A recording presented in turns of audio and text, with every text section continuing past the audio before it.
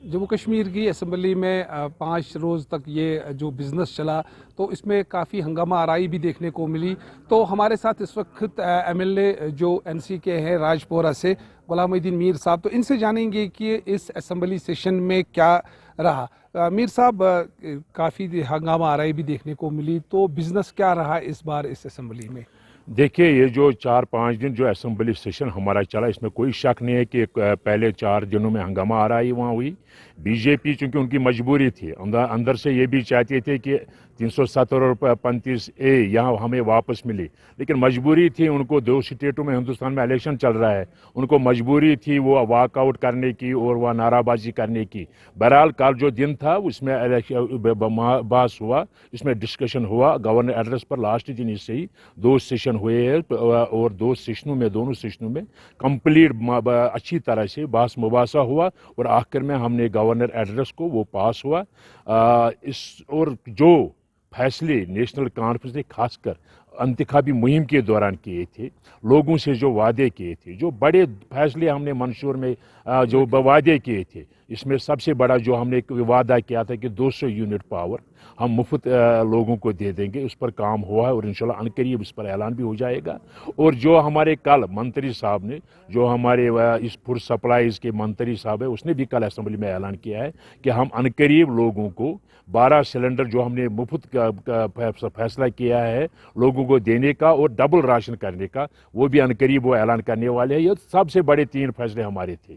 4 फैसले हमने किए थे। एक तो उमर साहब ने वादा किया था कि जब भी असेंबली सेशन यहाँ लगेगा, पहली जो हमारा बिजनेस वहाँ होगी वो रेजोल्यूशन होगी हमारी, यहाँ जो हमसे छीना गया, जो हमारे हुकूक छीने गए, उस पर हम रेजोल्यूशन लाएंगे। वो भी पूरा किया उमर साहब ने। इंशाल्लाह हमने जो वादे किए लोगों के साथ, वो वादे पूरा करने के लिए इस वक्त उमर साहब 24 घंटे लगे हुए हैं।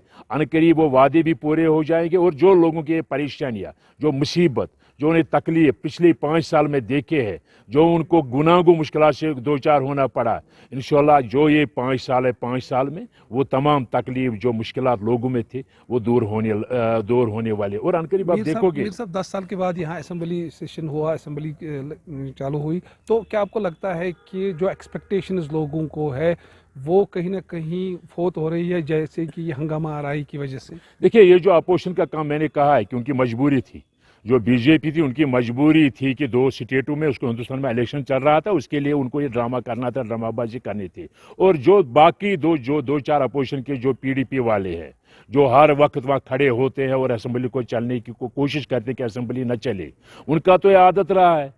उन्होंने जो भी यहाँ मुश्किलात हमें इस वक्त देखने पड़ते हैं, जो भी मुसीबत हमें इस वक्त देखने पड़ती है, जो हमारे पास 370 नहीं है, 35A नहीं है, इसकी वजह, सबसे बड़ी वजह पीडीपी यहाँ है। अगर पीडीपी यहाँ नहीं होती, अगर वो बीजेपी के साथ हाथ नहीं मिलाती, तो हमारे पास इस वक्त 370-35A मौजूद होता। आज हमारी रियासत यहाँ, जो अब सबसे बड़ी रियासत हिंदुस्तान में, आज हमारी रियासत यूटी में तब्दील नहीं हो गई होती।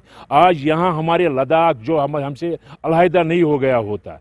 आज हमें जो परेशानियां उठानी पड़ती है, जो मुश्किलात उठानी पड़ती है, इसका अगर जहां इसमें बीजेपी जिम्मेवार है, लेकिन वहां इसमें पीडीपी भी जिम्मेवार है, जिन्होंने यहां बीजेपी लाया। उन्होंने जो मुश्किलात पैदा किए हैं वो किए हैं, लोग देखते हैं, लोग जज करते हैं, लोग अच्छी तरह से जज करते हैं। लोगों ने आज जज किया है कि हमें वोट किसको डालना है, उन्होंने फैसला किया है कि हमें वोट किसको डालना पड़ेगा, उन्होंने रिजेक्ट किया उन पार्टियों को। और इंशाल्लाह आप आइंदा देखोगे हमने जो फैसला किया है यहाँ डेवलपमेंट का, यहाँ इज्जत और आबरू का मुकाम वापस लाने का, वो हम करके रहेंगे। शुक्रिया हमसे बात करने के। तो ये थे एमएलए राजपोरा गुलामुद्दीन मीर साहब, जिनका मानना ये है कि अगरचे हंगामा आराई इस बार असेंबली सेशन में रही, लेकिन फिर भी जो लोगों के काम है उस पर काम शुरू किया है मौजूदा सरकार ने। बिलाल खान, न्यूज़ 18, पुलवामा। शुक्रिया।